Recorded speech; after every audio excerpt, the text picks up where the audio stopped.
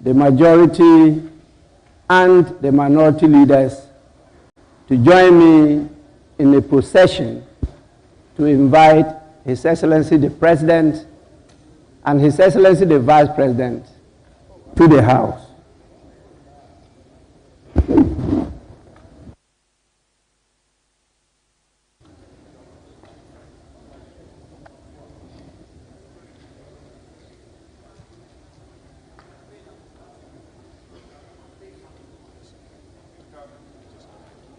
No, we'll go and sit at my end.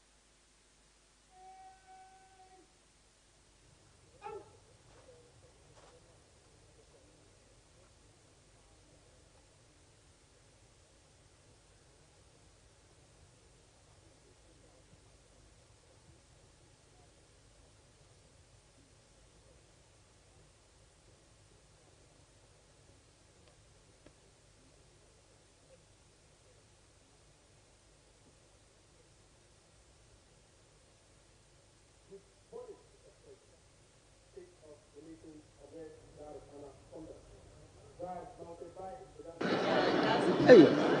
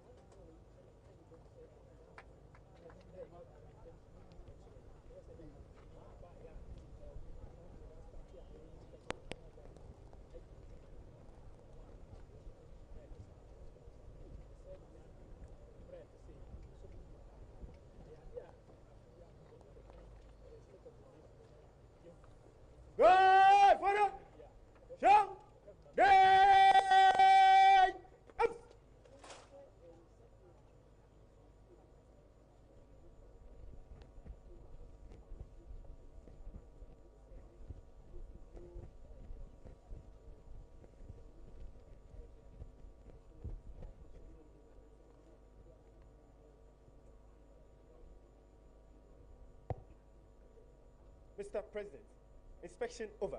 May I have your permission to march off the guard? Aye, Mr. President.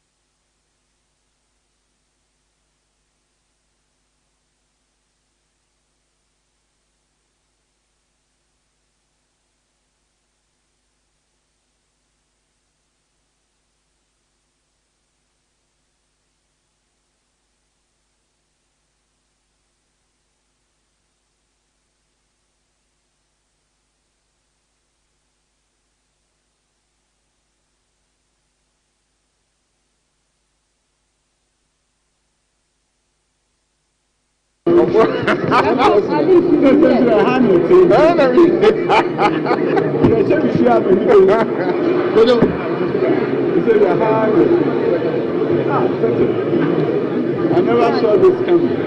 Nobody expected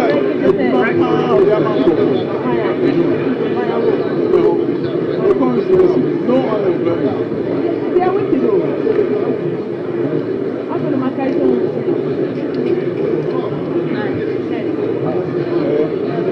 I don't think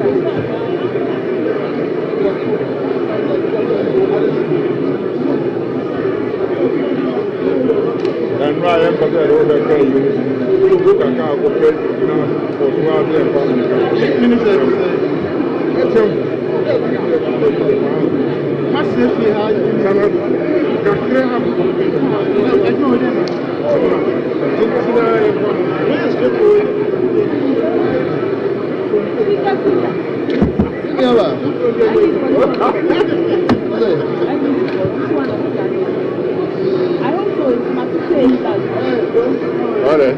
No, what they said, listen. How much is the sound of the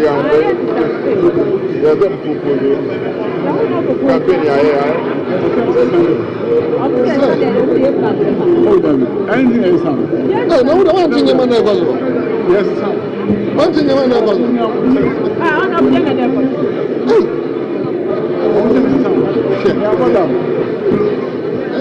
I don't know what it would be a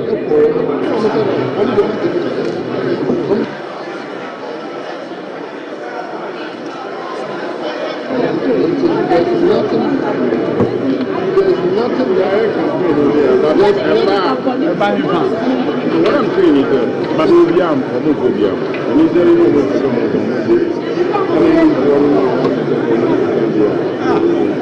some power for myself.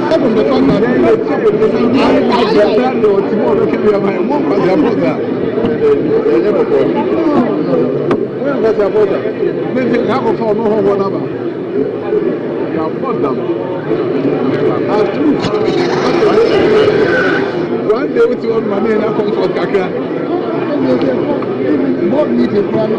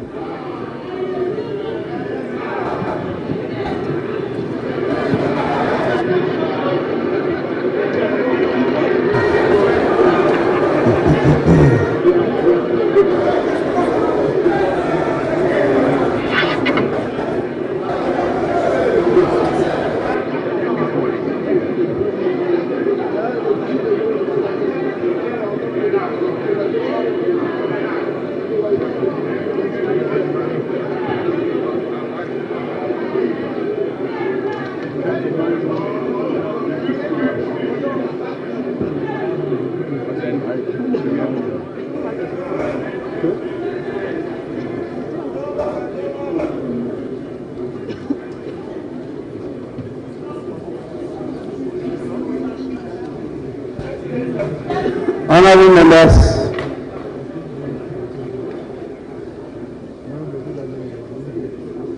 on your behalf,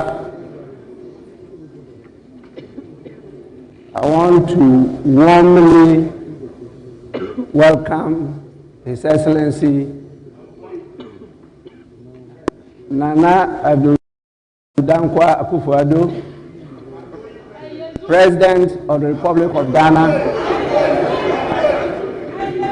and the Commander-in-Chief of the Ghana Armed Forces, to the House.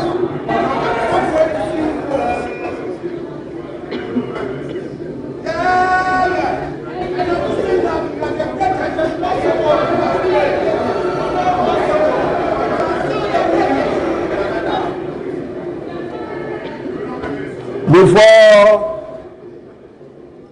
I invite him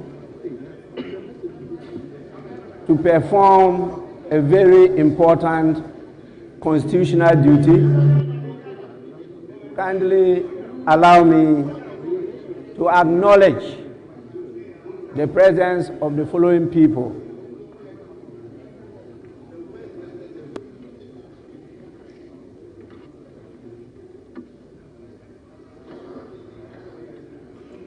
His Excellency, the President,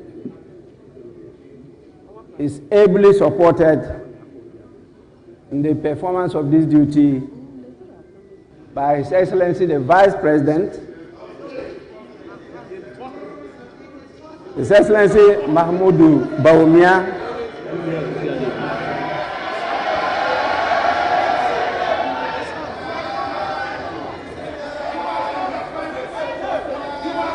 we also have the presence of Her Lordship, the Chief Justice, Justice Gertrude Tukonu,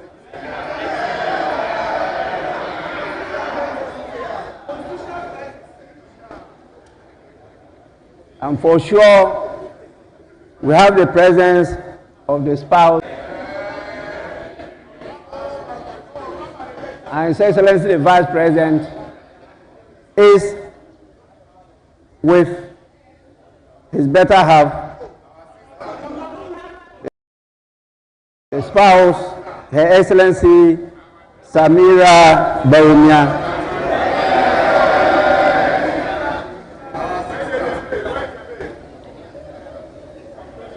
And I have with me my wife,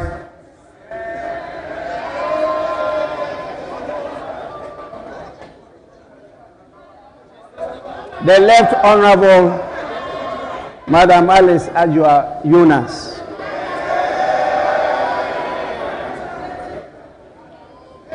Her Excellency, our Ladyship, the Chief Justice, is accompanied by her spouse, Mr. Francis Tokulu.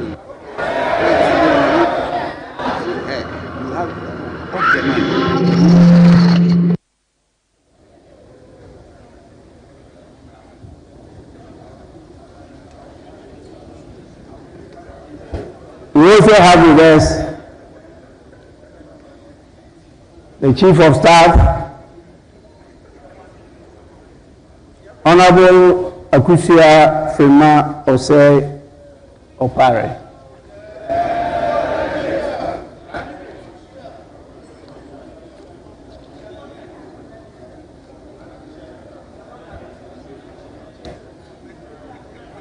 We could not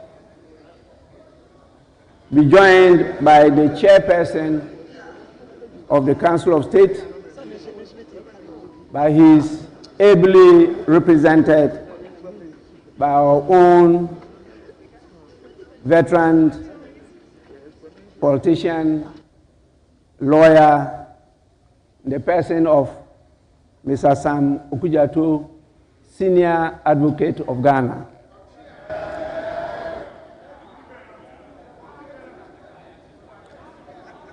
We have with us the evergreen former president, His Excellency John Agyekum Kufuor.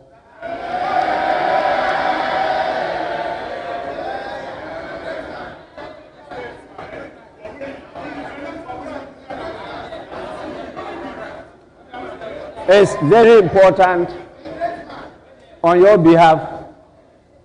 I thank him for always being with us here in this house. He is always present anytime we have an important function in Parliament. And we are extremely grateful to you, Your Excellency. We also have another very important partner of us. She is always also ever present anytime we have an activity here. I'm referring to Her Excellency, the former First Lady, Nana Konadu Agyeman-Rawlings.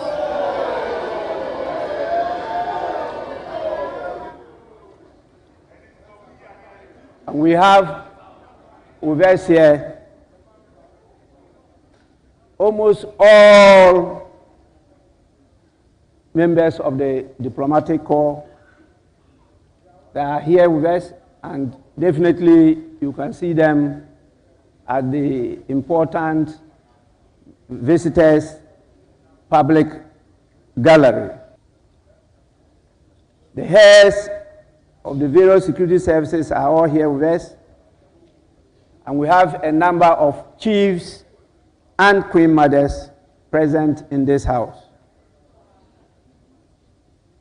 We are blessed with the presence of our religious leaders who actually keep us healthy by always praying for us and making sure that the blessings and favor of the Almighty God remains with us forever and ever. With this, I'll now proceed to invite His Excellency, the President of the Republic of Ghana, to deliver his message on the state of the nation. Your Excellency, you may do so now.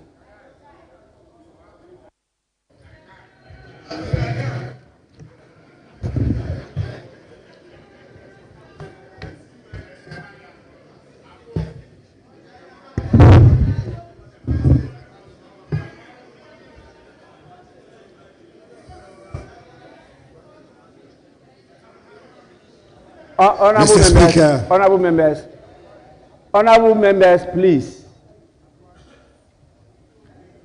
This is a very important occasion, and you are in the house we refer to as August House, House of Honor and Dignity.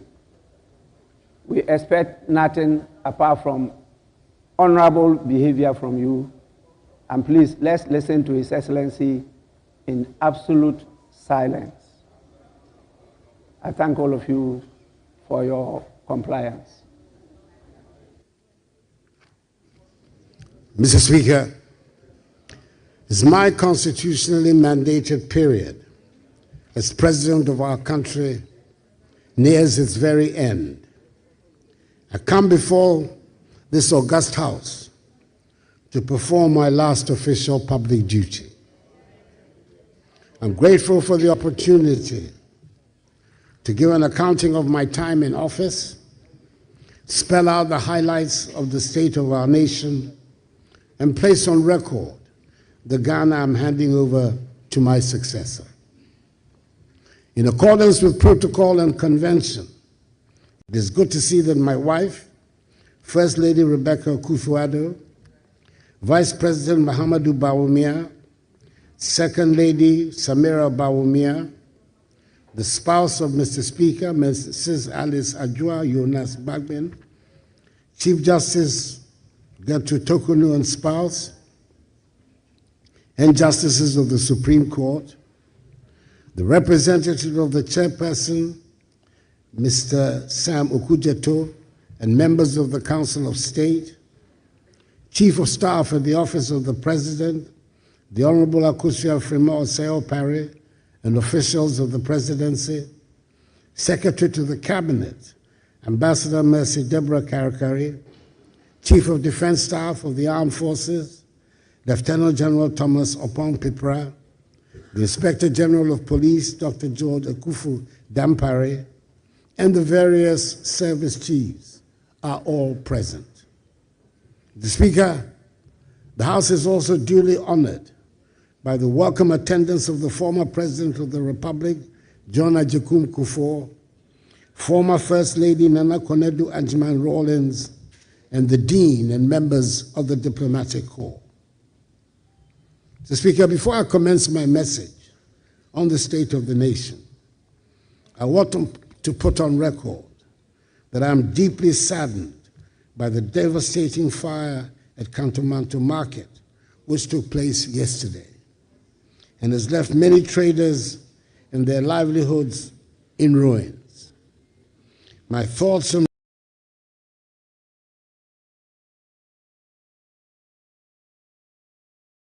prayers are with those affected and to provide the needed support. As a nation that is unite in compassion and solidarity to help those who have suffered losses, together we can extend a helping hand to our fellow Ghanaians in need during this challenging time. Mr. Speaker, it is important to state at the outset that serving the Ghanaian people as president has been the greatest honor of my life. It has been one of great challenges and even greater triumphs, one that has demanded every ounce of my energy, commitment, and love for our beloved country. My vision has always been to see a Ghana that is self-reliant, prosperous, and united, a beacon of hope, democracy, and opportunity in Africa and beyond. That vision remains undimmed, and I'm confident that the strides we have made together will propel Ghana to even greater heights. Mr. Speaker, the first responsibility of a government is the safety and security of the state and its people. I'm happy to report that our country's territorial integrity is intact and all our borders are secure. In a neighborhood of widespread instability, it is no longer an assumption that we can make that our land will be safe and secure. Ghana, by the grace of God, remains the only country in the neighborhood that has not fallen victim to terrorist violence. It has taken a lot of concerted effort, and dare I say a lot of money, to enable us to protect our country from the ravages of the variety of terrorist groups operating and destabilizing other countries in the neighborhood. I wish to pay great homage to the security services and their ministerial leaders for the work they do every day to keep us safe. Mr. Speaker, it gives me no great pleasure to state that an important and integral part of the fabric of our society and the hallmark of our traditions, chieftaincy, continues to be a source of insecurity and destabilization. Upon coming into office, we worked hard with considerable assistance from the Committee of Eminent Chiefs, Otumfuo Asantehene, the Nairi, and the Yabonwura, to bring finally a resolution to the conflict which had blighted the ancient kingdom of Gabon for many, many years. Bringing peace to Gabon remains one of the high watermarks of my time in office, and I had been so looking forward to counting it with pride as the top of the list in resolving chieftaincy disputes and conflicts. Unfortunately, the sad situation in Boko must necessarily dampen any enthusiasm about the resolution of chieftaincy problems elsewhere. It is a matter of great regret and distress to me personally that in spite of our best efforts, the Boko conflict remains unresolved. Boko is unhappily not the only area of chieftaincy conflict. In judging from the experience of other parts of the country, I will have to mark chieftaincy as a growing source of insecurity that will continue to require a lot of attention. It is clear that part of that process is the need to strengthen the capacities of the Ministry of Chieftaincy and Religious Affairs and the Peace Council, the two frontline institutions responsible for dealing with chieftaincy and other disputes. Mr. Speaker, in my inaugural speech at my swearing in my first term on 7th January 2017, and early on in that term, I made a public commitment to tackle galamsey, the phenomenon that had been ravaging our environment and destroying our lands and water bodies in the pursuit of mining our gold. I knew and was very much aware that fighting galamsey was not a universally popular position for a president to take. But I felt strongly enough about the need to protect our environment to say I was prepared to put my presidency on the line in the defense of our lands and water bodies. And indeed, Mr. Speaker, the fight against galamsey led directly to the loss by my party of several parliamentary seats in the 2020 elections, and to the makeup of this 8th Parliament, which affected the implementation of my policy agenda and impacted the second term of my presidency. I welcome the many loud converts to the fight against galamsey that suddenly appeared in the run-up to the 2024 elections. And I pray that more and more of us get to embrace the need for the protection of our lands and water bodies. As I have stated on numerous occasions, the fight against galamsey is not a fight against mining or the extraction of the gold the Almighty has so generously endowed us with. But we owe it to future generations of Ghanaians to extract our minerals in a manner that protects our lands and water bodies. I'm happy to be able to say that we have implemented some of the boldest and most progressive policies in the mining, forestry, and land sectors. As a result of these policies, we overtook South Africa as the leading producer of gold on the continent and have consistently increased gold production to reach an unprecedented 4 million ounces last year. Not only have we revamped dormant mines like the Obuasi and Bibiani mines, we have also worked to deliver the Cardinal Namdi mine, the first large-scale mine in northern Ghana, and the first greenfield gold mines in our country in more than a decade, with the ongoing construction of new mines in Ahafo by Newmont and Upper West by Azuma Resources. To add value to these volumes of minerals, we have constructed, through a public-private partnership, a 400-kilogram capacity gold refinery here in our country. We have also concluded discussions with the parent company of Ghana Manganese Company Limited for the construction of a $450 million United States dollars manganese refinery at Nsuta. Moreover, the establishment of the Ghana Integrated Aluminum Development Corporation and the Ghana Integrated Iron and Steel Development Corporation has laid the groundwork for the industrialization of many of our natural resources. These entities are expected to generate significant revenue, create jobs, and enhance the value addition of our natural wealth. Each of these initiatives was guided by the vision to harness Ghana's wealth for the benefit of her people, ensuring a legacy of sustainable development for future generations. We continue to work to increase the forest estate of our country. Under the Ghana Forest Plantation Strategy, some 121,000 hectares of degraded forests were cultivated between 2017 and 2023. And under the Green Ghana Project, over 52 million trees have been planted in just 4 years of its implementation. In 2023, Ghana became the second country in Africa and the third in the world to receive results-based payments from the World Bank Carbon Fund for reducing emissions.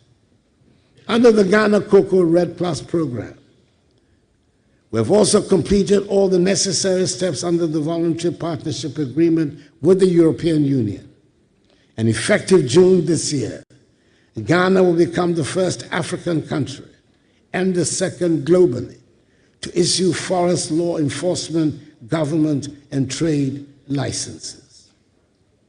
Mr. Speaker, if arguments still rage over what there is to show for the fight against galamsey and the effects of irresponsible mining, there can be no such arguments about the introduction of the free SHS and free TVET programs. Another policy that did not have universal approval when I sought to introduce it on coming into office. However, I believe this is one of the rare occasions on which we can use the word transformational without any danger of abusing the word.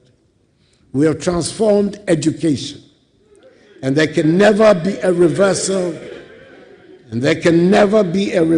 of the fact that some 5.7 million young people have gained access to secondary education who would otherwise not have had the opportunity, but for free SHS and free TVET. Indeed, my administration has also prioritized technical and vocational education and training, TVET, establishing 34 new TVET institutions and upgrading 62 existing ones to equip our youth with 21st century skills. Mr. Speaker, I'm proud that we were brave enough to have started the free SHS policy at the beginning of my first term and resisted the calls for a gradual introduction. I'm glad that we've removed from the Ghanaian mindset the belief that secondary school education is only for people from certain households and families. From 2020, when the first cohort of free senior high school candidates sat for the WACC, Ghana has consistently recorded over 50% of candidates scoring A1 to C6 in all 4 core subjects.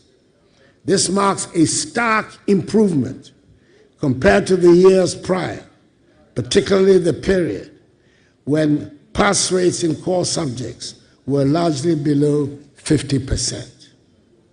This year's results, the 2024 results, have maintained the laudable trend from 2020. Indeed, only 51.6% of candidates achieved A1 to C6 in English in 2016, compared to a much higher 69.52% in 2024.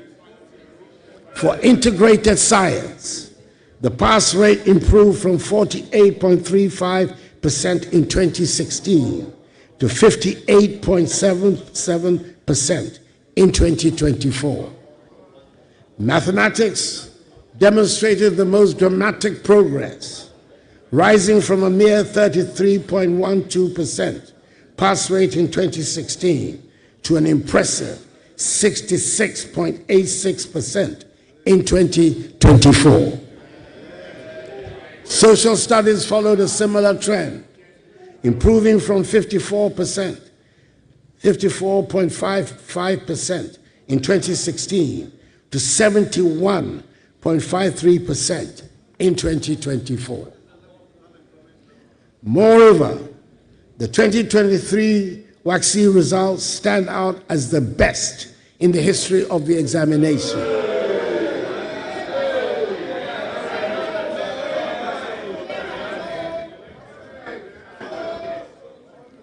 No amount of shouts will displace data. It will not happen.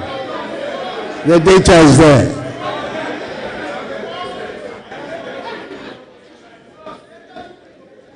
As the best in the history of the examination, with record-breaking performances across all core subjects. It is obvious then that our reforms have not only expanded access, but have also enhanced the quality of education. I am glad that we have elevated TVET and STEM to where they properly belong, and that they will no longer be seen as the option for those who cannot make the top grade. We have embarked on the development of 20 STEM centers and 10 model STEM senior high schools across the nation, and also constructed 186 new science laboratories nationwide. The other day, I commissioned the Accra STEM Academy, which is destined to play a key role in the future of STEM education in our country. These institutions are designed to provide hands-on learning experiences with cutting-edge facilities. From coding to robotics, our students are being prepared for the demands of the 21st century. It has not been without challenges, but the results are evident. I'm delighted with the infrastructure transformation that has taken place on our school and university campuses. This was displayed in a dramatic fashion a few weeks ago when the Ministry of Education staged the simultaneous commissioning of 80 new educational facilities across the nation. I do not suggest that we have finished what we set out to do, but we have certainly established what a kindergarten is supposed to be like. We've established what a primary school should be like. We've set standards for what constitutes a JHS. Science laboratories are now integral parts of junior and senior high schools, and computer tablets are available for all school children. Mr. Speaker, now we know and accept that a public school building can be painted in beautiful and attractive colors. Mr. Speaker, we have aimed to make the learning and teaching atmosphere a happy one for all school children and their teachers. We spend a lot of resources on education in the past 8 years, and I'm persuaded that it is money well spent, and the long-lasting benefits for our society will provide the justification for the expenditure. Mr. Speaker, it is impossible to make any meaningful accounting of my time in office without reference to the COVID pandemic. With the passage of time, it is easy to play down the extent of the catastrophe that brought our world to a thundering halt and brought wild animals to lounge on highways. Do we remember that airports around the world were closed, and some 2 years after the formal end of the pandemic, worldwide shipping and cargo freight have not returned to normal? Schools were closed around the world, and it took courage to reopen our schools. And there are parts of the world that have not yet made up for the closure of schools necessitated by the pandemic. Probably, Mr. Speaker, the most poignant aspect of those times was not the fear that gripped us all, but the fact that we were unable to hold hands or hug each other, and we could not have funerals for our dead.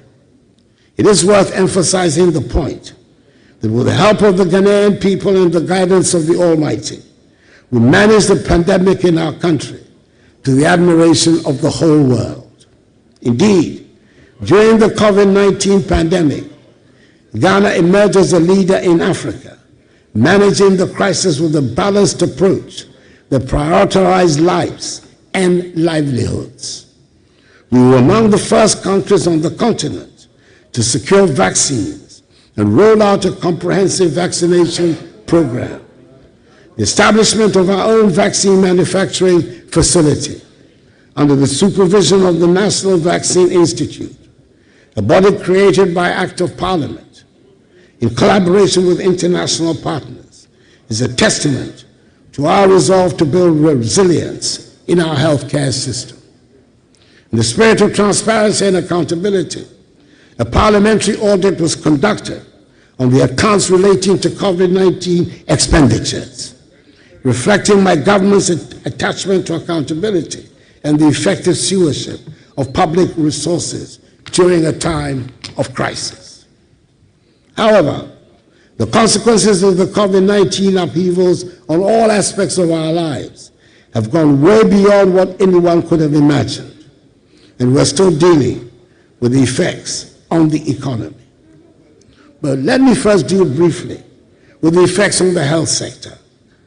This pandemic showed up some of the alarming shortcomings of our health delivery system, and we've strived to seek remedies to ensure that we're reasonably prepared to meet the next emergencies.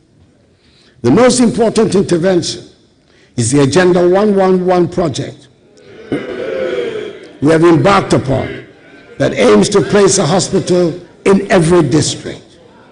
Out of the 101 district hospitals and 2 psychiatric hospitals on the project list, there are 99 district and 2 psychiatric hospitals where contractors are deployed and work is in progress. I had hoped that construction would be completed on all of them, but that, alas, was not to be. I'm pleased to report that on December 5th, I had the utmost pleasure to commission 3 of the district hospitals. Progress of works on the other 98 active sites range from 5% for sites whose work commenced recently to 95% at other sites. I'm hoping that the incoming Mahama administration will ensure that the project is completed to put our health infrastructure on a sound footing. Furthermore, we launched the National Ambulance Services Revitalization Program, increasing the number of ambulances from 55 barely functioning ambulances to over 300, ensuring timely emergency response and saving countless lives. The strides in healthcare reflect our collective commitment to build a system that prioritizes the dignity, health, and well-being of every Ghanaian. Furthermore, we've revived the National Health Insurance Scheme, which at one point before I came into office appeared to be reverting to the days of cash and carry. The number of subscribers has risen from 10.6 million in 2016 to 17.9 million at the end of 2023. With the renewal of subscriptions being facilitated by a tap on the mobile phone and the scope of the scheme being broadened to include treatment for sickle cell disease, kidney dialysis, and childhood cancers. Mr. Speaker, our economy took a bigger hit from the COVID-19 pandemic and ensuing consequences than had been anticipated. And in 2021 and 2022, we were in unaccustomed trouble. Our economy, which in my first term had been widely acknowledged to have performed creditably, marked by the longest period of single-digit inflation, 7% average GDP real growth rate, and strong external balances, was on its knees. The government's difficulties in Parliament, with the slimmest of majorities, gave the impetus to the international rating agencies to trash us on their assumption that we would struggle to get financial policy measures passed through the legislature. We faced the problems we encountered with equanimity, took a deep breath, and decided to apply for an IMF-supported program, dubbed Post-COVID-19 Program for Economic Growth, PCPEG, in the middle of 2023. The implementation of the program so far has gone well, even as it has been challenging. We have passed successfully through 3 successive reviews of program implementation by the IMF board, with the most recent review approved on 2nd December 2024, leading to the disbursement of $360 million United States dollars. The fund has therefore disbursed a cumulative $1.9 billion United States dollars to date. At the moment, I'm able to say with confidence that the crisis is over, and that the economy has recovered strongly and faster than projected.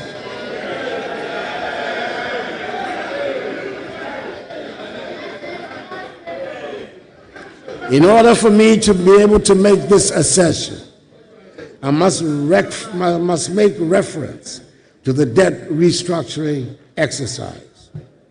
It affected many bondholders and was one of the most challenging decisions my administration had to undertake. It was not a choice made lightly, as we were acutely aware of the personal and financial hardships it would impose on individuals, families, and institutions across the country. Many citizens had invested their hard-earned savings, and we fully understood the pain and sacrifices this exercise demanded. However, it became evident that without such bold and decisive action, our economy would have faced an even greater crisis with far-reaching consequences for every Ghanaian. This restructuring was essential to address unsustainable debt levels and to create the fiscal space needed to stabilize the economy and lay the groundwork for future growth. It was critical in ensuring that Ghana could meet her financial obligations, regain the confidence of international and domestic investors, and restore our economic credibility. Through the resilience and understanding of the Ghanaian people, coupled with the strategic measures we implemented, we have been able to chart a path towards the recovery that is underway. Today, we're witnessing the positive outcomes of the painful but yet necessary exercise. The economy is rebounding strongly.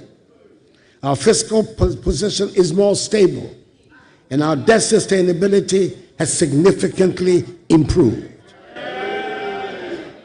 These developments have provided a solid foundation for sustained growth and development, ensuring that the sacrifices made by bondholders and other stakeholders will not be in vain, but rather the basis of Ghana's economic revival. Mr. Speaker, the country is not broke, as some propagandists want us to believe. We're handing over the country with gross international reserves of almost $8 billion United States dollars. This is more than the $6.2 billion United States dollars of gross international reserves my administration inherited in 2017. Economic growth.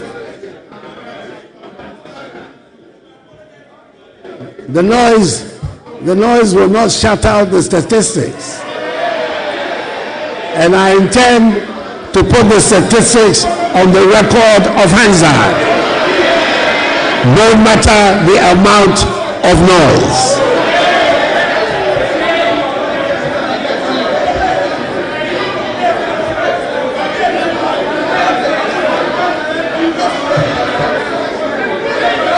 Mr. Speaker,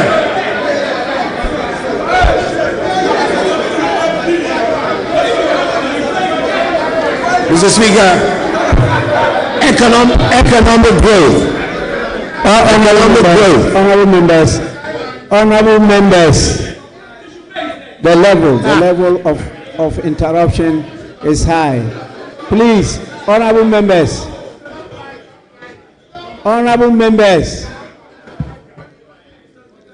His Excellency the President is not out of order. Please.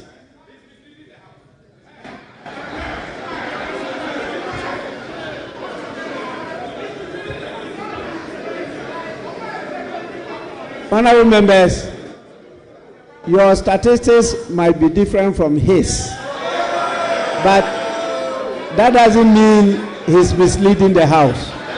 He is in order. Please, Your Excellency, continue. The statistics cannot be different. There's only one set of statistics that there is. It cannot be different.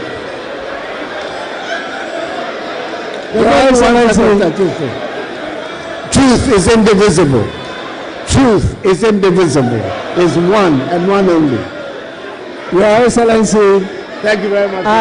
As an accomplished member of Parliament, you are out of order. Thank you,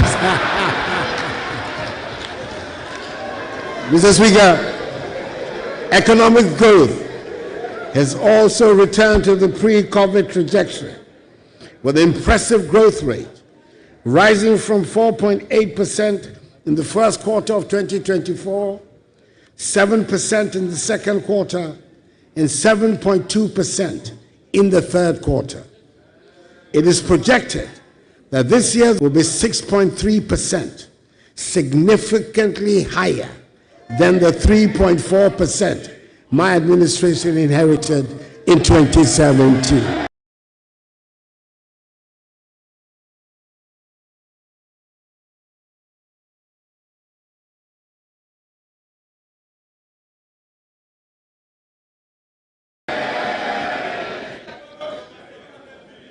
The growth of the economy comparative period of 2023. In real terms, growth in credit to the private sector improved to 5.5% compared to a contraction of 31.6% recorded in October 2023. It is further reinforced by improved external balances, with the current account balancing improving significantly to a surplus of 2.6% of GDP in the first 9 months of the year, compared to a deficit of 6.6% of GDP in 2016.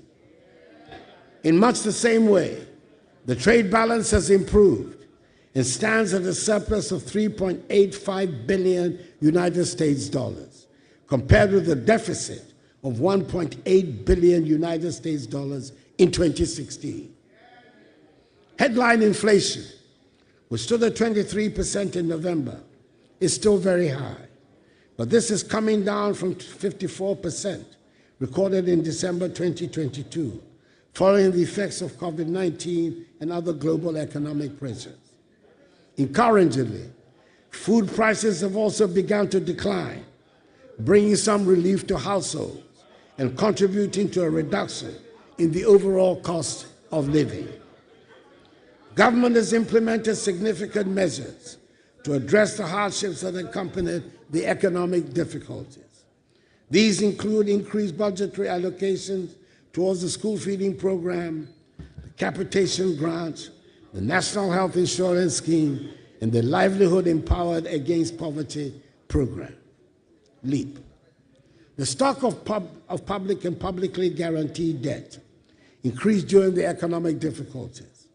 However, the government is servicing its debts, honoring coupon payments for both domestic bonds and Euro bonds. Moreover, the debt levels are reducing, recording a significant reduction in the debt stock by 46.8 billion Ghana cedis to 761.0 billion Ghana cedis in October 2024, from 807.9 billion Ghana cedis in September 2024.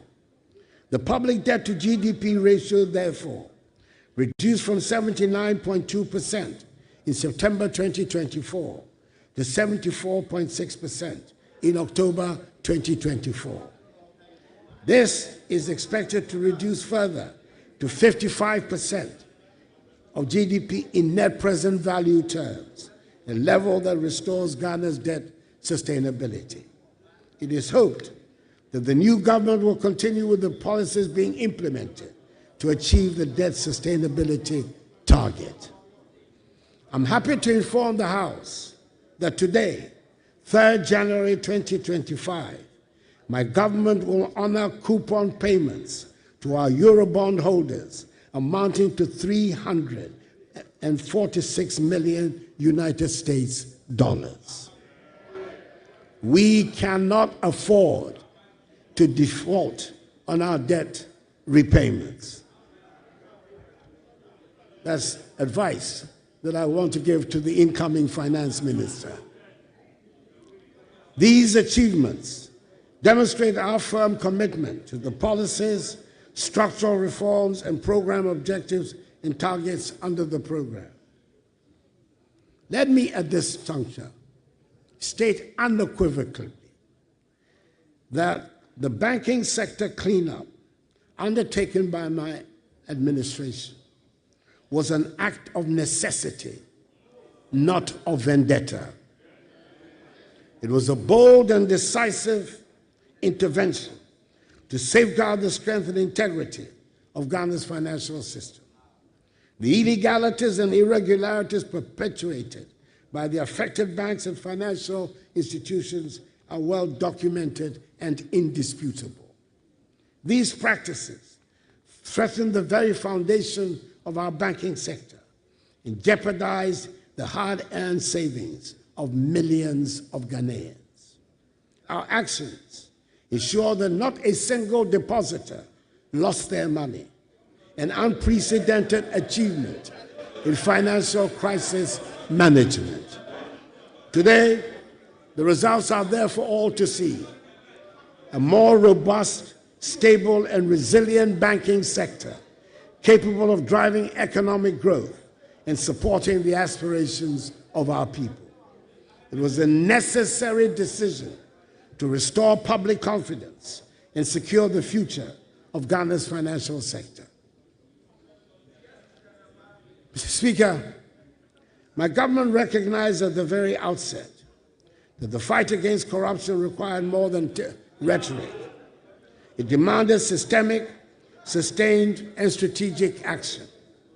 To this end, my government initiated a holistic program of legislative, administrative, financial, and technological reforms. Indeed, one of my most satisfactory moments as president was when we established the Office of the Special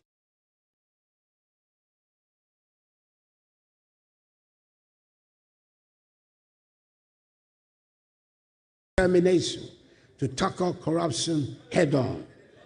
I wanted Ghanaians to know that no one, no matter their rank or status, would be above the law. Its creation was initially met with considerable skepticism in some quarters, but I believe now that there is general consensus that has been an important contributor to our anti-corruption efforts. During my first term, we passed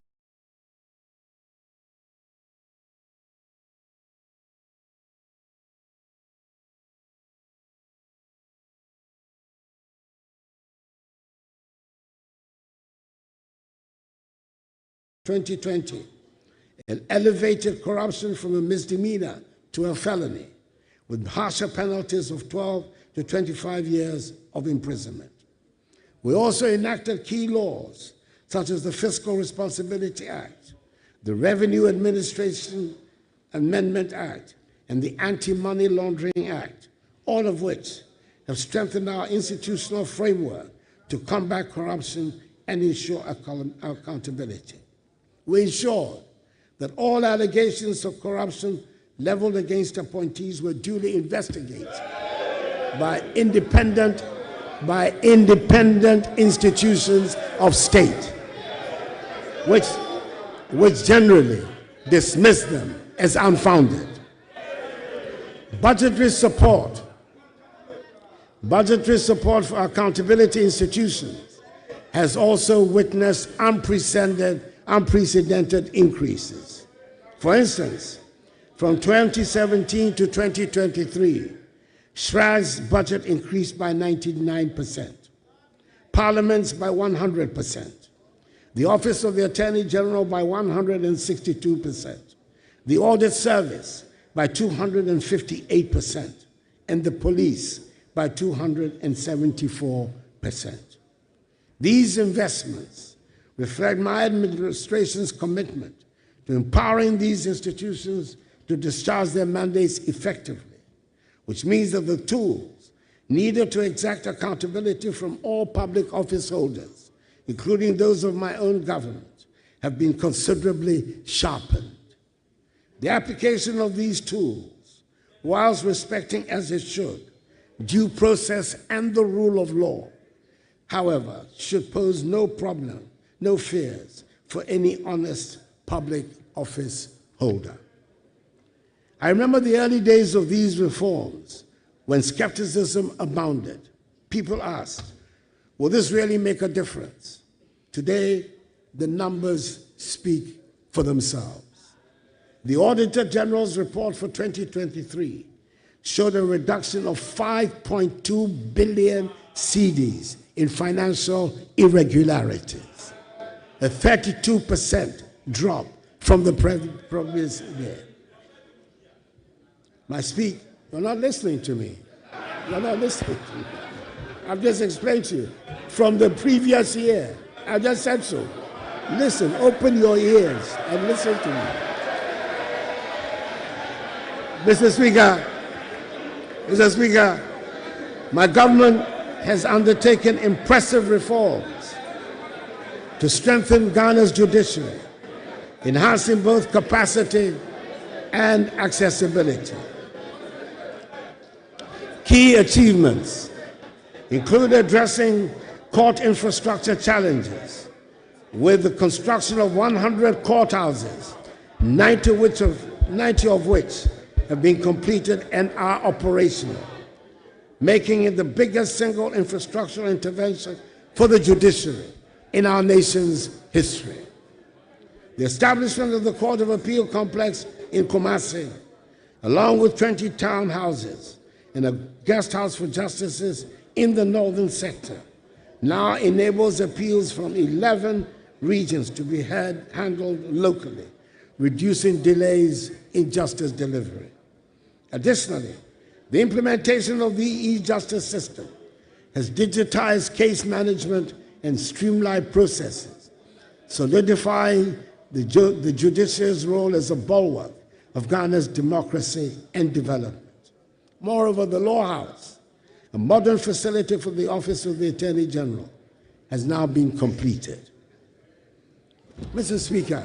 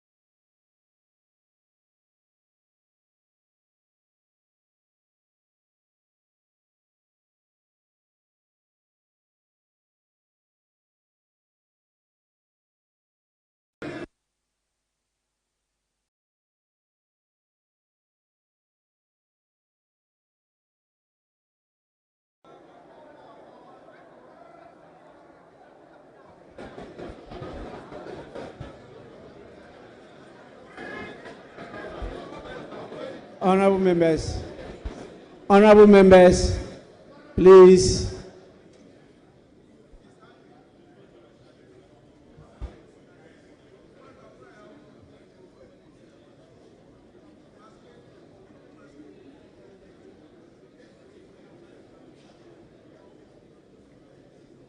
Let's have some order and let's continue with the business.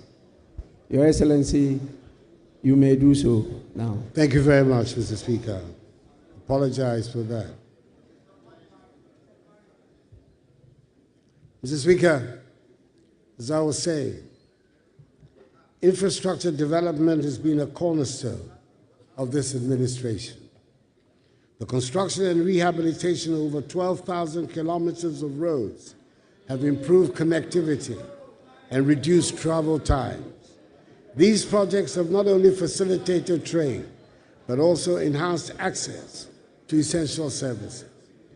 It is fitting, therefore, to acknowledge that this administration has constructed more roads and interchanges than any other in our nation's history.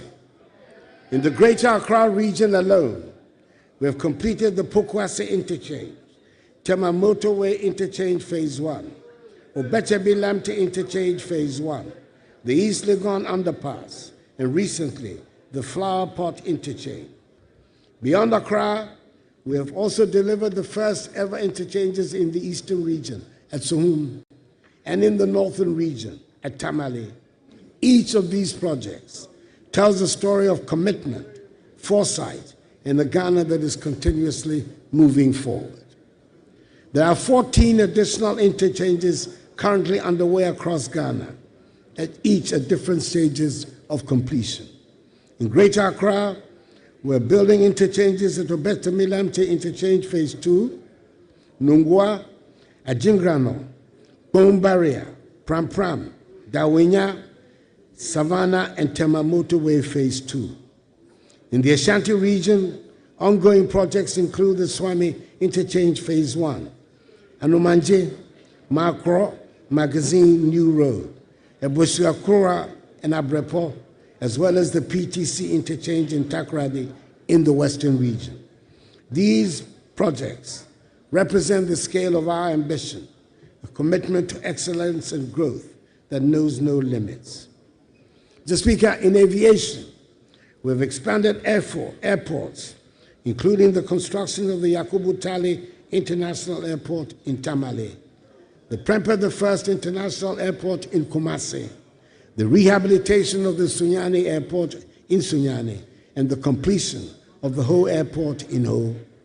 These projects position Ghana as a hub for regional air travel. Mr. Speaker, over the past 7 years, we have revitalized Ghana's railway sector, undertaking key projects to modernize and expand the network.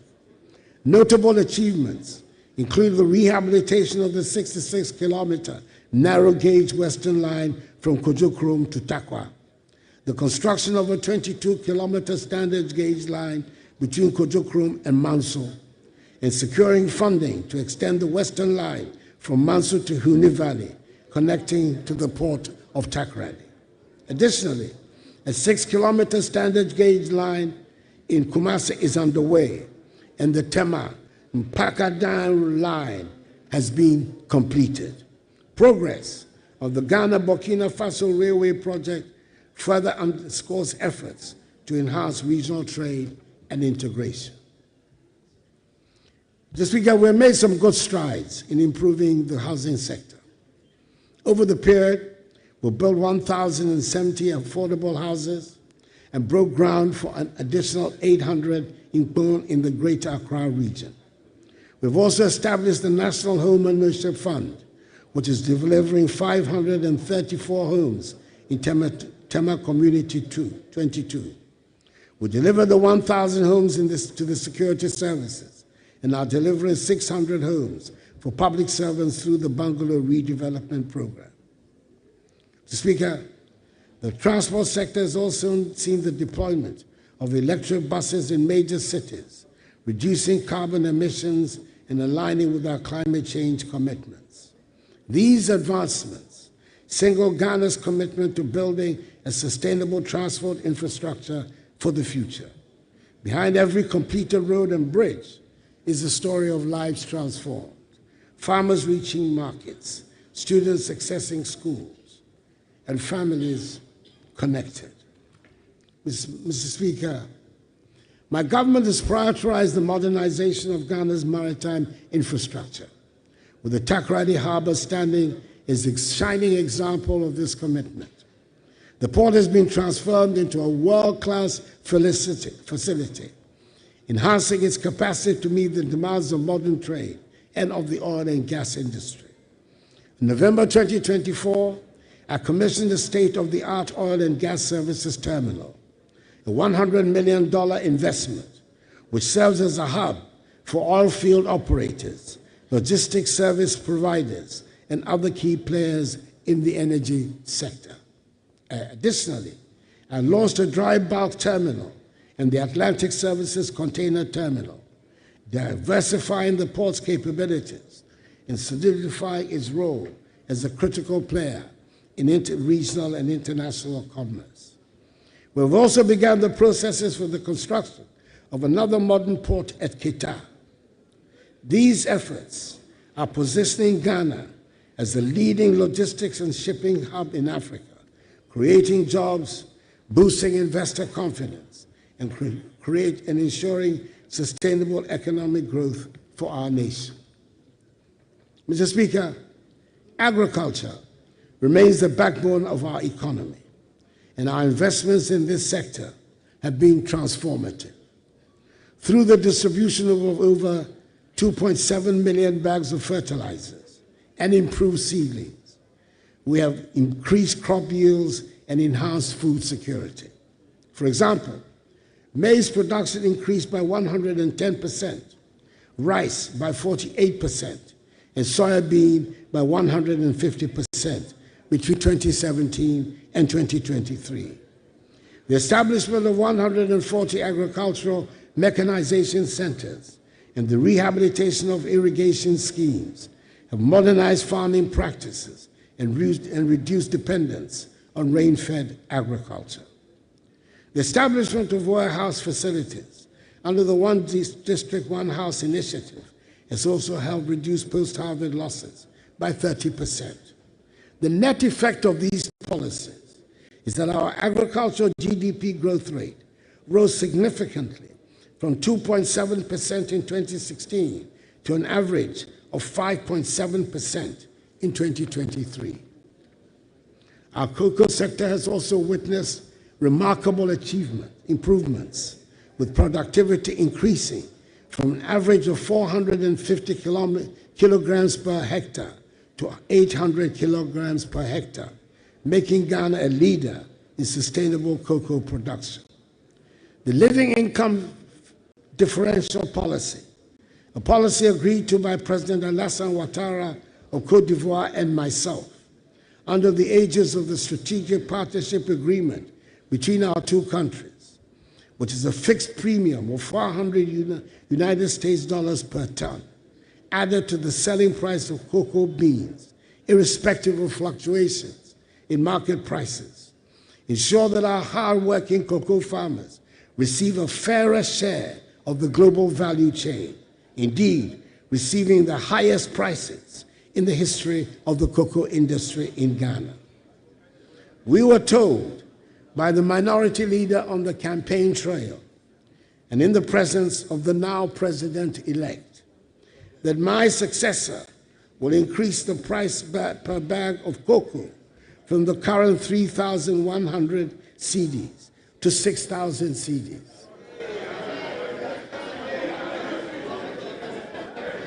Our farmers will be very happy when this pledge is realized. In the fisheries sector, Mr. Speaker, the construction of 12 landing sites and cold storage facilities across the coastal regions along with the commissioning of the Jamestown Fishing Harbor and the Almena Fishing Harbor, has improved livelihoods and reduced post-harvest losses. These interventions have significantly boosted the incomes of our fisher folk and contributed to the sustainability of our marine resources. We have also enforced measures to combat illegal, unreported, and unregulated fishing, protecting our marine biodiversity for future generations, and proving the doubting Thomas wrong about our commitment to transforming the fisheries industry. Mr. Speaker, Ghana has made significant progress in expanding electricity access, with the electricity access rate increased to 88.85%, up from the 79.3% I inherited. In renewable energy, completed projects such as a 4-megawatt floating solar PV at Bui and a 15-megawatt solar PV at Kaleo, together with a 100-megawatt solar PV under construction at Bui and a mini-grid electrification program in ADDO East, have advanced efforts to reach the 10% renewable energy target by 2030. Mr. Speaker, it is worth emphasizing that I inherited a nation plagued by doomsday, but I'm very happy to say that I leave office with the lights on.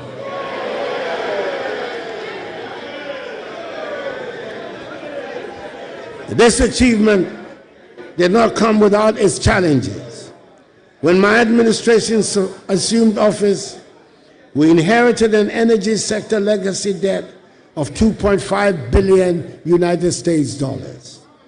The Energy Sector Recovery Program, developed by government and the World Bank, projected that this debt would balloon to a staggering $12.5 billion United States dollars within 5 years if no decisive actions were taken. We knew that such a scenario would cripple the sector, undermine investor confidence, and plunge the nation back into darkness. Mr. Speaker, we got to work immediately. Through tough negotiations with independent power producers, prudent financial management, and targeted interventions, we've been able to stabilize the sector while keeping the lights on.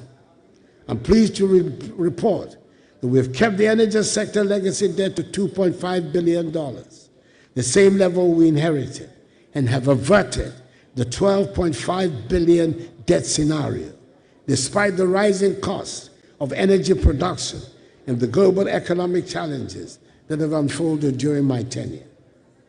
The energy sector has been truly transformed, and I'm leaving office confident that the foundations we have laid will serve this nation well for generations to come. Mr. Speaker, one of the most notable milestones of my administration has been the creation of 6 new regions: Western North, AKUFO, Bono East, Oti, Northeast, and Savannah.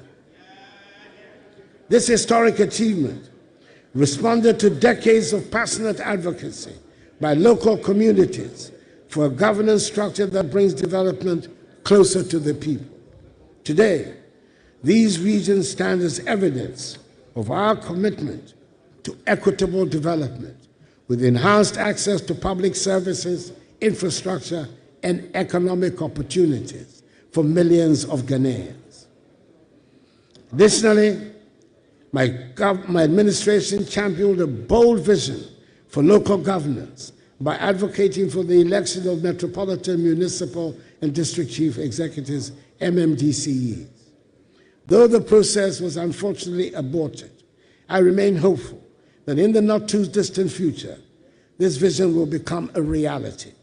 Such a reform would deepen democratic accountability and empower citizens to shape their local governance directly, ensuring that Ghana's democracy continues to grow stronger and more inclusive. Mr. Speaker, the youth are the heartbeat of our nation, and we have implemented programs to empower them. From the National Youth Authority reforms to sports infrastructure development, we've ensured that young Ghanaians have the tools and opportunities to thrive. The construction of some 150 AstroTurf pitches across the country and the rehabilitation of existing stadia have boosted Ghana's standing as a hub for international sports, including hosting successfully, despite all odds, the 2023 All-Africa Games. Creating an entrepreneurial climate has been a cornerstone of my administration's vision for empowering Ghana's youth. From the establishment of the National Entrepreneurship and Innovation Programs, NEIP, in 2017, with a $10 million United States dollar seed fund, to the transformative Greenhouse Estate Project and Entrepreneurship and Innovation Center in 2020. We have supported 15,000 startups, trained 250,000 young entrepreneurs, and created over 100,000 jobs. Initiatives being implemented by the Ghana Enterprises Agency, GEA, like the Ghana Economic Transformation Program, the Hubs Grant and Acceleration Program, CAP-BUS, U-START, and the Ghana Cares Obantapa Program, have further strengthened this vision, benefiting some 1.6 million Ghanaians and dispersing over 2 billion cedis in loans and grants. These efforts have sparked innovation, created jobs, and laid the foundation for a thriving entrepreneurial ecosystem, leaving a legacy of opportunity and growth. Mr. Speaker, in tourism, the Year of Return in 2019 and Beyond the Return initiatives attracted over 1.5 million visitors. These campaigns not only boosted our economy, but also strengthened ties with the African diaspora, positioning Ghana as a premier destination for cultural heritage and investment. The establishment of ecotourism sites and cultural heritage projects has further diversified our tourism offerings, attracting global attention. One of the significant undertakings in this sector has been the renovation of the Kwame Nkrumah Mausoleum. This celebrated site, dedicated to the memory of our first president, Kwame Nkrumah, has been transformed into a world-class facility that honors his legacy and attracts visitors from around the globe. The renovations include modernized exhibits, improved infrastructure, and enhanced visitor experiences, ensuring that the mausoleum remains a symbol of Ghana's rich history and a source of inspiration for generations to come.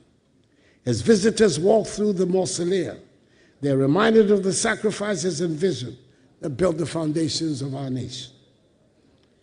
The Nationalism Park, which I recently commissioned, and which commemorates other important personalities in our independence struggle, like Nii Kwabena Boni, Usuala Tamanche, and the legendary 3 ex-servicemen of the 1948 Christiansborg Crossroads shooting fame, Sergeant Ajete, Corporal Atipo, and Private Odati Lample, has also been added to this development, as will be the proposed Heroes Park, whose sword I cut recently, and whose purpose will be to celebrate the legendary Big Six of UGCC fame and other great figures of our path to freedom. Mr. Speaker, our security forces have been equipped with modern tools and training to safeguard the nation. The establishment of forward operating bases, such as the one I commissioned some 2 weeks ago in Ezinlibo, in the Western region, the Barracks Regeneration Project, the equipping of the military and police, with the police receiving helicopters for the first time in our nation's history, the acquisition of advanced surveillance systems, and recruitment of over 10,000 police officers have enhanced our capability to combat threats and maintain peace. The successes of our anti-terrorism programs and cross-border security initiatives reflect our commitment to national and regional safety. In line with our commitment to aligning with international military norms and enhancing the authority of our top military officials. I'm pleased, as Commander-in-Chief of the Armed Forces, to announce the elevation of the Chief of the Defense Staff, TDS, to the rank of General, and the Chiefs of Staff, the Chiefs of Army Staff, Navy Staff, Air Force, and the Chief of Staff at the General Headquarters to the rank of Lieutenant General or its equivalent. These promotions, alongside our successes in anti-terrorism programs and cross-border security initiatives, position Ghana as a serious player in defense and bolster our international partnerships in peacekeeping and security. In communications, the digitization of public services, including the Ghana card, mobile money interoperability, and e-services, has transformed service delivery and improved transparency. These initiatives have positioned Ghana as a leader in digital transformation on the continent, with over 18 million Ghanaians enrolled in the National Identification System. The expansion of broadband connectivity to rural areas has bridged the digital divide, ensuring inclusive access to the opportunities of the digital economy. Every citizen's ability to engage with technology is a testament to our shared belief in progress and innovation. Mr. Speaker, we have tried to make real many of the slogans that have dominated our public discourse since independence. I'm proud to have approved visa-free travel to Ghana for all African passport holders with effect from the beginning of this year. This is the logical next step to the African Continental Free Trade Area and the workings of the largest trading bloc in the world. All these are essential elements to the realization of the AU's Agenda 2063, which envisages an integrated and connected Africa by 2063. Mr. Speaker, I'm thrilled to state that under my leadership, Ghana has made significant strides in foreign policy, cementing our place as a respected voice on the African and global stage. It was during my tenure that Accra was unanimously chosen by the authority of heads of state and government of the African Union to host the Secretariat of the AFCFTA, a crucial phase in Africa's journey towards economic integration.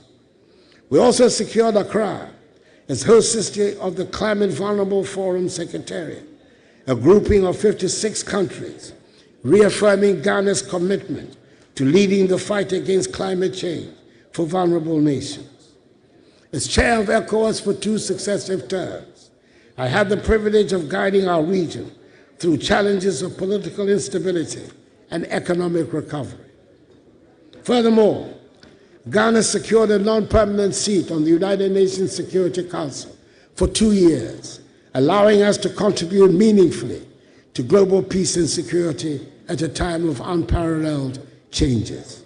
Indeed, it was Ghana that led the Security Council to adopt Security Council Resolution 2667, which provides for the United Nations to pay from assessed contributions 75% of expenses of UN peacekeeping operations in Africa, a matter that had been in controversy and unresolved for several years. Additionally, Ghana witnessed a moment of immense pride when Shirley Ayoko Botry, a distinguished Ghanaian, was elected as Secretary General of the Commonwealth. The first time a Ghanaian and an African woman has held this esteemed position.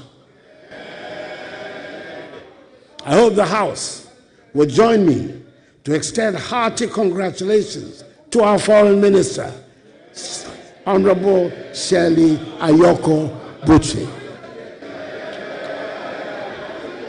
Yeah.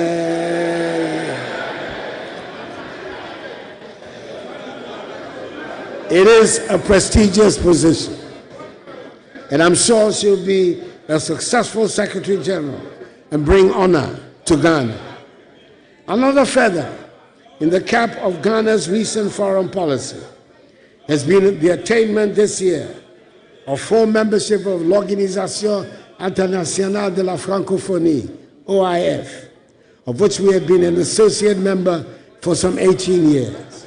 Our country, one of the few to be full members of both the Commonwealth of Nations and la Francophonie, has the opportunity to play a constructive role as a bridge between the Anglophone and Francophone worlds, particularly in Africa, enhancing our influence. These milestones reflect my administration's dedication to advancing Ghana's interests and strengthening our standing in the international community.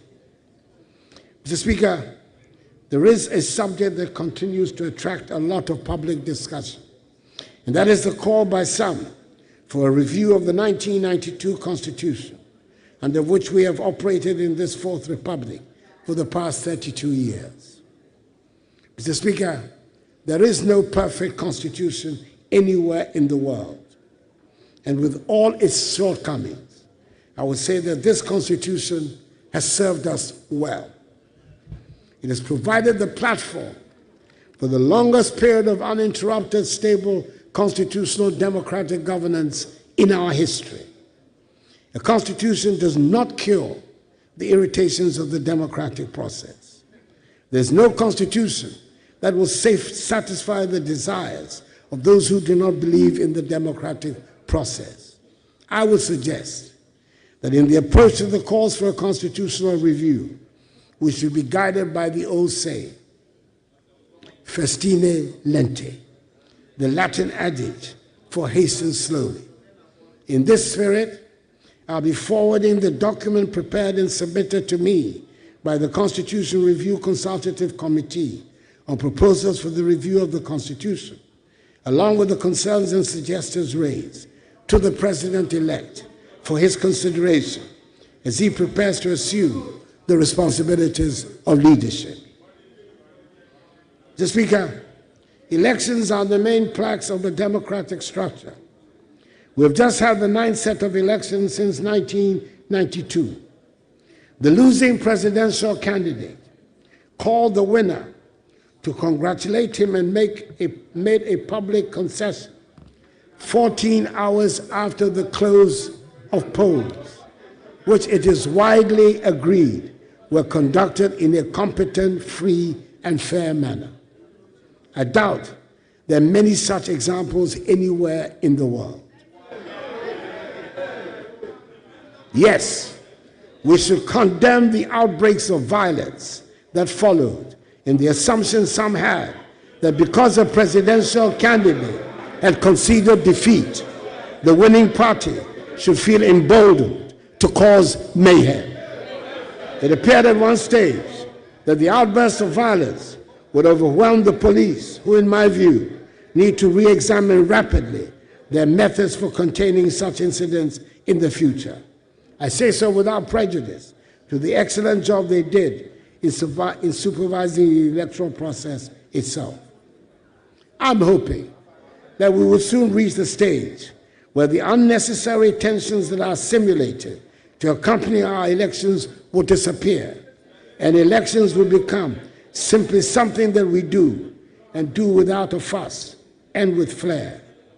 The efficient, praiseworthy manner in which the Jean Mensa-led Electoral Commission has conducted the past two elections of 2020 and 2024, despite their challenges, is a significant contribution to this end.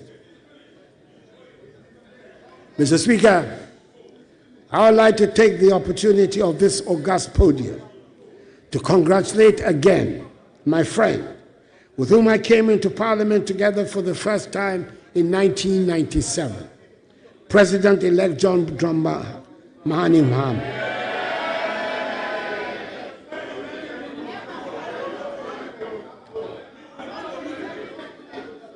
On his historic comeback victory of 7th December 2022. Assure him of my support and that of all well-meaning Ghanaians, and wish him well in his second term as President of the Republic. And I take the opportunity also to congratulate Dr. Jane Nana Opoku-Agyeman, the Vice President-elect, the first woman to occupy that status in our history. Mr. Speaker, you and I have made history of a kind these past 4 years, and I must acknowledge the role you played in keeping steady the ship of state and the governance structures of our country. This was the first time the executive has to deal with not just a parliament with the slimmest of majorities, but with a speaker from the opposition party. Mr. Speaker, we found a way to accommodate each other, and the government functioned successfully. I thank you. Mr. Speaker, I would like to take this opportunity also to express my gratitude to the Council of State under the chairmanship of its highly respected traditional ruler, Nana Otuo-Siriboe II Dramini, for the great help it has given me in helping to steer the ship of state to a successful end. Nana and the members of the Council, I thank you very much for your invaluable counsel. Mr. Speaker, as I prepare to leave office on 7th January 2025, I do so with immense gratitude for the trust and confidence the people of Ghana has placed in me over the last 8 years. It has been the highest privilege of my life to serve as president of this great nation. I've done so with an unwavering commitment, boundless energy, and a deep love for Ghana, always guided by the belief that our nation's best years lie ahead. Together we have weathered storms, celebrated victories, and laid the foundation for a brighter, more prosperous future.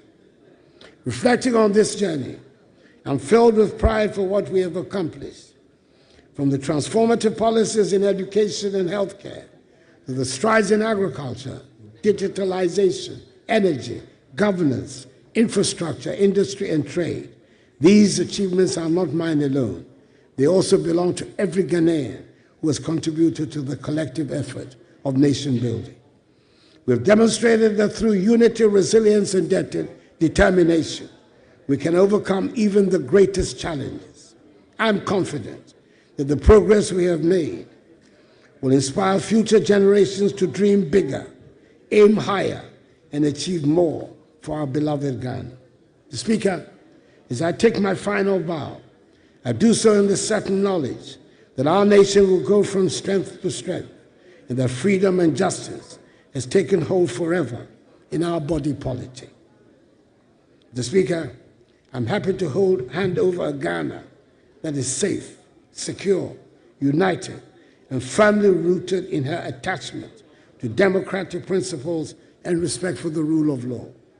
A nation that continues to shine as a beacon of peace and stability in an often troubled Africa and an uncertain world.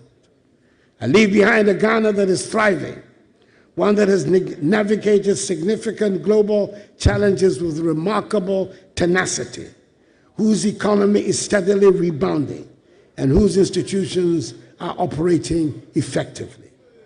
It's a Ghana where the youth are being empowered with opportunities to channel their energies into meaningful and productive endeavors, where the arts are beginning to flourish, and where the elderly can grow old in safety and dignity, and continue to make meaningful contributions to society.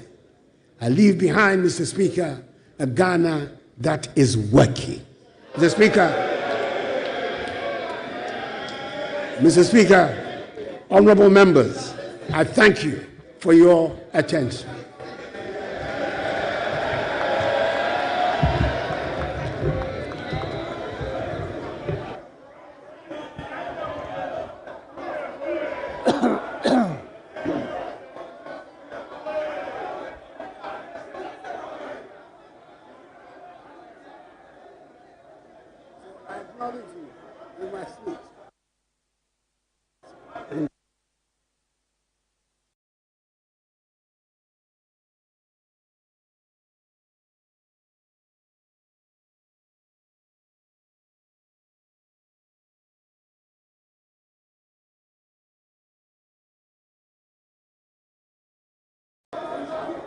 Where is the clerk?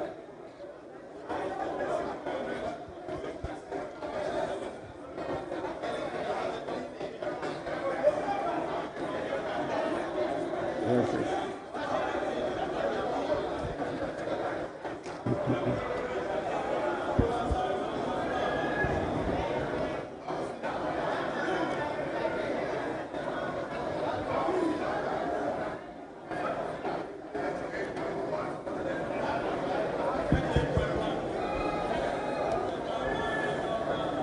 Honorable members,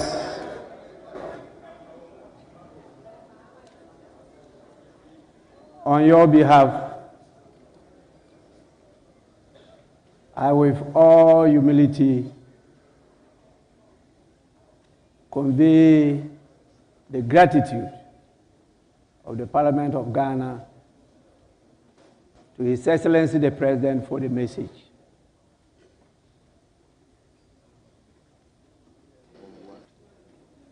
The House has heard him.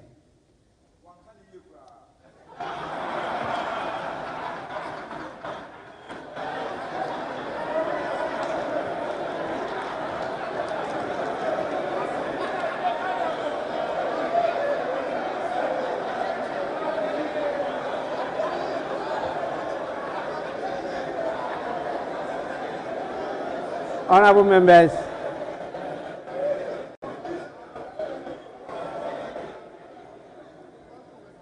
that was just a paraphrase. It wasn't a quote.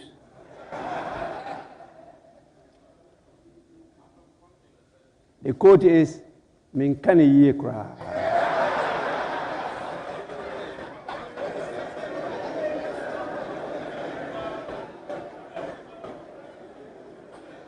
I thank His Excellency the President for setting the tone for, I believe, a very, very important national discourse as to the state of the nation. And we do this with the core principle of unity in diversity. Democracy is about disagreeing to agree. And we are grateful that Ghanaians and all of you have committed yourself to this concept of multi-party democracy. I will, on your behalf, invite the leaders of the House to have a say. I have enjoyed this opportunity for many years, and I won't be the one to deny my colleagues the same opportunity. So we will start by listening to the minority front bench.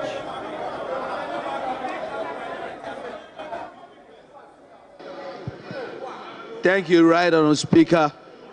Your Honourable Speaker, I'm grateful for the opportunity to thank His Excellency the President for the message on the state of the nation that he has just delivered. Mr. Speaker, I need to remind you that the people of Ghana have already given their verdict on the true state of the nation. And that verdict was very, very clear.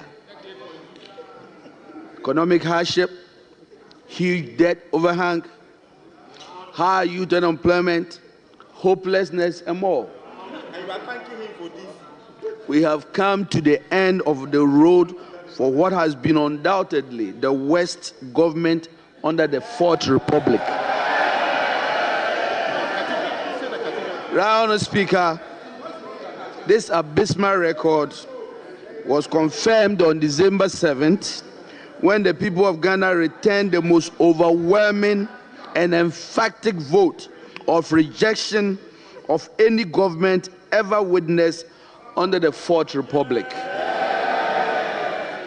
Mr. President, you will be remembered as the first president who was cushioned by the IMF when you began, and you are still being cushioned at the end of your term. Mr. President, you left something very important in your account. You left out an account of your promise to God to build him a cathedral. But Mr. President, Mr. President, I will leave that for you, between you and your God. Mr. President, let me remind His Excellency, Right Honourable Speaker, that his tenure in office will remain a timely reminder of how not to govern the country. But let me also be quick to assure the good people of Ghana that hope is on its way. And President John Dramani Mahama and the NDC,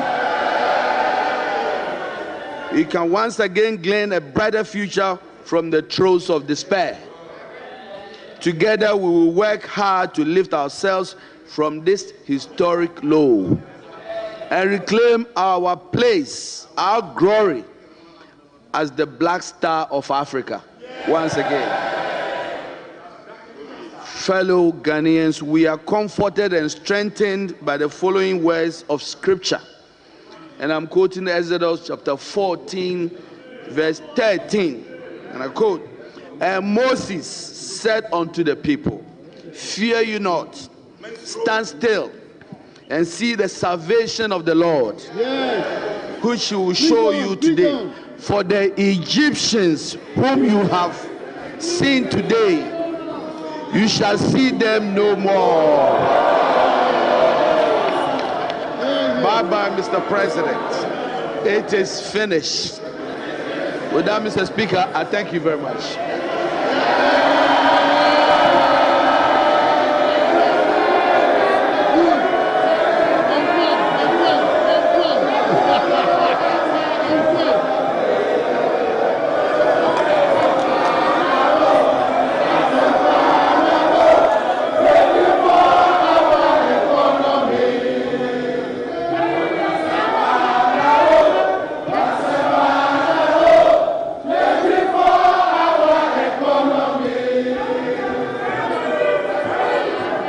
Honorable members,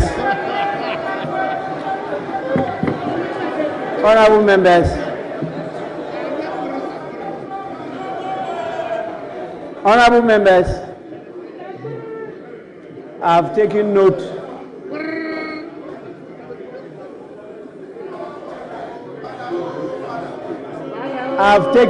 of all those who were on their feet and what they said. But it's now time for me to invite the majority leader, the leader of the House, to have a say.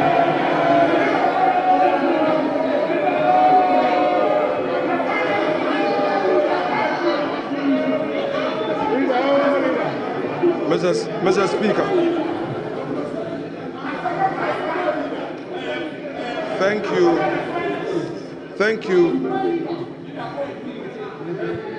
thank you for the opportunity to say a few words in response to the statement on the state of the nation delivered by His Excellency the President. Mr. Speaker, this is the man who, 1997, entered the Chamber of Parliament during the second Parliament of this Republic.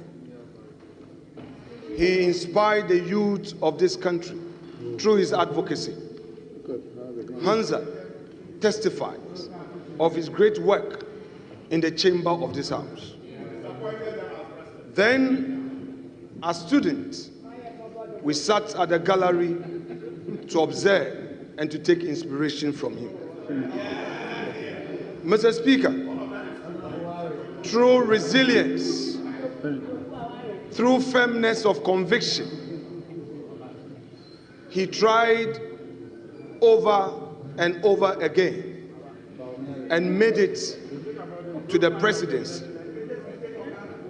Mr. Speaker, today he has fulfilled a constitutional obligation to boldly deliver for Hansa his records in office for the 8 years. Mr. Speaker, it may be that for some political expedience, we may not appreciate what he has done for this country. But, Mr. Speaker, history, in its fair judgment, will state that there came an AKUFO whose record in the educational sector of our country was unmatched and unequaled. Mr. Speaker, this is a man who is never afraid of challenges that confront him. Honorable members, please, silence. Let's listen to the majority leader. Please. Mr. Speaker, he has given us data, which data tells us the record he came to meet and the record he's leaving us with. Mr. Speaker, the Agenda 111, a very ambitious policy to revive our health sector and to provide for the needs, the health needs of the many vulnerable communities, Mr. Speaker, which is also unmatched, is there for all of us to see. Mr. Speaker, above all, this president and his government have demonstrated that they have what it takes to keep our country safe all around us. And by virtue of my being a member of the ECOWAS Parliament, I am able to say on authority the challenges our West African neighbors face in terms of security. This country is safe and secure, and it is a haven for many West Africans who would want to invest in our country. This is a country we must be proud of. Mr. President, your country is proud of you. Democracy has experienced its best under your leadership. Today, we are being told that there's a new hope. That's no problem. It is supposed to be so. But soon, we will see the true colors of the umbrella. So, Mr. Speaker, I would want to say to my colleagues that you are yet to take over. We would be watching you for the next 4 years. And if indeed you have transformed, we will see with our naked eyes.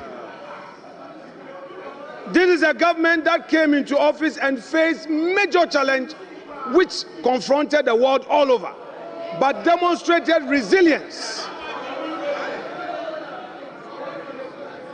This is a government that ensured that in spite of the COVID, all government sector workers were paid.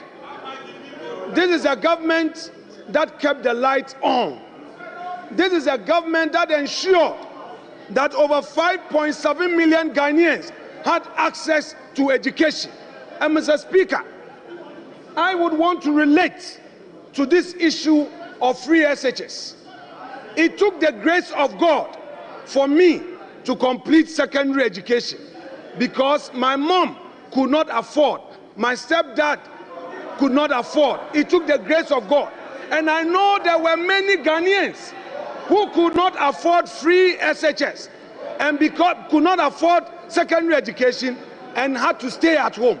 We know in our communities today, all those who could not get free SHS benefited from it when AKUFO assumed office.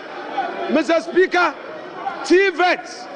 TVET was also implemented for those who are placed at the lowest ebb of fortune's wheel to also get advantage of getting technical education.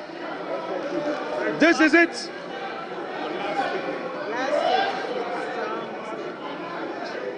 This is the record that Nana Addo Dankwa AKUFO is leaving us with.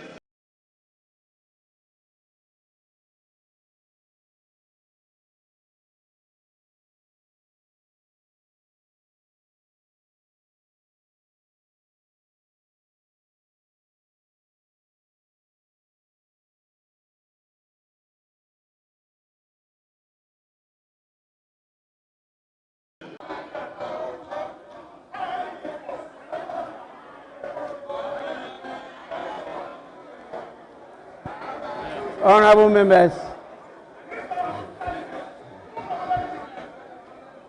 honorable members,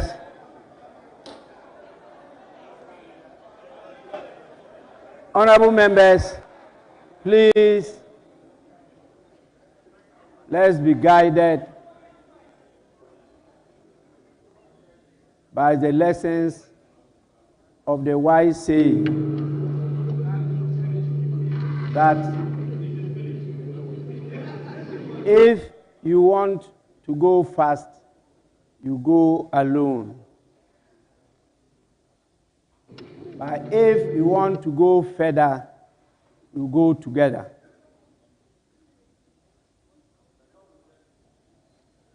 I'm sure, as honorable representatives of your people, you understand the full import of this wise saying. With this, honorable members, once again, let me thank all of you for creating a conducive environment and for assisting me to host His Excellency, the President of the Republic of Ghana and the Commander-in-Chief of the Ghana Armed Forces, His Excellency Nana Addo Dankwa AKUFO-Addo.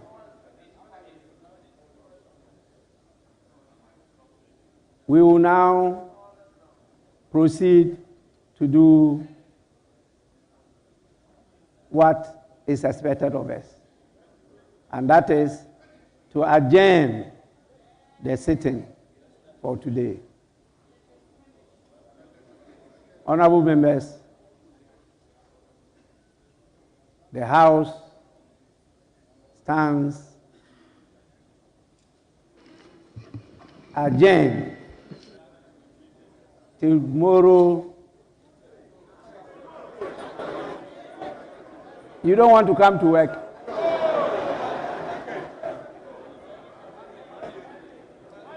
Oh. Actually, we don't have time. And so I wanted you to come for us to do something tomorrow. But if you say you are available only on Monday, you prefer tomorrow? Monday.